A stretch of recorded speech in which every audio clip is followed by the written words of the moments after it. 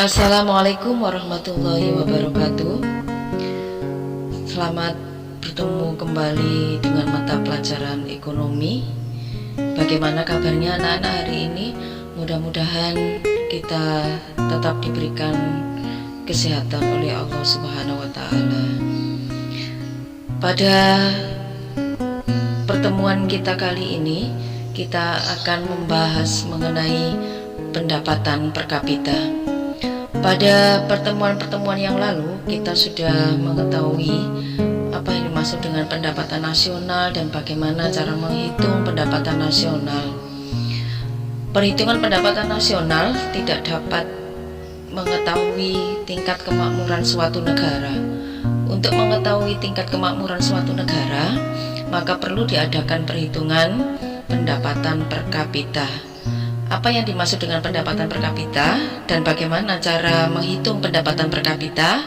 Mari kita pelajari bersama-sama.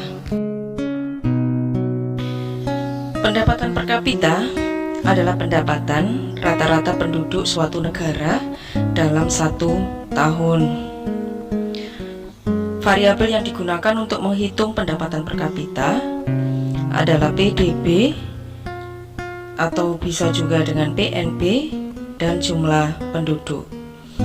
Secara matematik bisa dirumuskan pendapatan per kapita sama dengan PDB dibagi jumlah penduduk atau PNB dibagi jumlah penduduk. Manfaat dari perhitungan pendapatan per kapita antara lain: yang pertama, digunakan untuk melihat tingkat perbandingan kesejahteraan masyarakat suatu negara dari tahun ke tahun.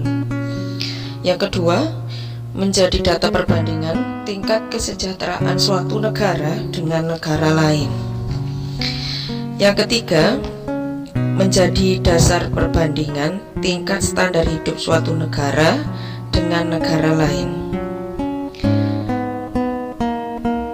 Yang keempat, menjadi data untuk mengambil kebijakan di bidang ekonomi.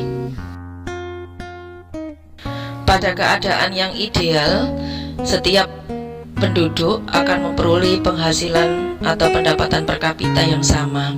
Tetapi pada kenyataannya, ada penduduk yang memperoleh pendapatan per kapita tinggi, ada pula penduduk yang memperoleh penghasilan rendah. Itu mungkin disebabkan karena kepemilikan faktor-faktor produksi atau faktor modal yang berbeda. Penduduk yang memiliki faktor modal yang tinggi akan memperoleh kesempatan yang besar pula untuk memperoleh pendapatan per kapita. Maka sangat penting adanya distribusi pendapatan. Distribusi pendapatan harus direncanakan sedemikian rupa agar menghasilkan pembagian pendapatan yang adil dan merata.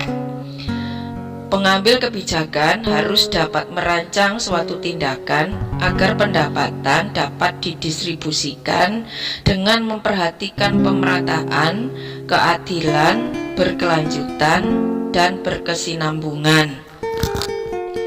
Distribusi pendapatan merupakan tingkat persebaran pendapatan di suatu wilayah atau daerah. Kita bisa mengetahui ketimpangan distribusi pendapatan dengan menghitung koefisien Gini atau dinyatakan dalam kurva Lorenz. Dalam kurva Lorenz ini kita bisa mengetahui garis yang diagonal digambarkan dalam garis BD, itu merupakan garis diagonal, itu menyatakan keadaan yang ideal di mana pendapatan merata. Kemudian garis lingkaran semakin menjauh dari garis diagonal, maka tingkat ketimpangan pendapatan semakin besar. Adapun cara yang dapat dilakukan untuk mendistribusikan pendapatan nasional dengan tujuan mengurangi kemiskinan antara lain: yang pertama, pembayaran langsung serta penyediaan barang dan jasa seperti pemberian bantuan tunai langsung atau sembako bersubsidi. Yang kedua, meningkatkan aset kaum miskin. Dan yang ketiga, penerapan pajak penghasilan progresif. Demikian anak-anak pembahasan mengenai pendapatan per kapita. Mudah-mudahan bermanfaat. Sampai bertemu kembali dengan pelajaran ekonomi di pertemuan mendatang. Tetap jaga kesehatan, semangat dalam belajar. Saya akhiri, Assalamualaikum warahmatullahi wabarakatuh.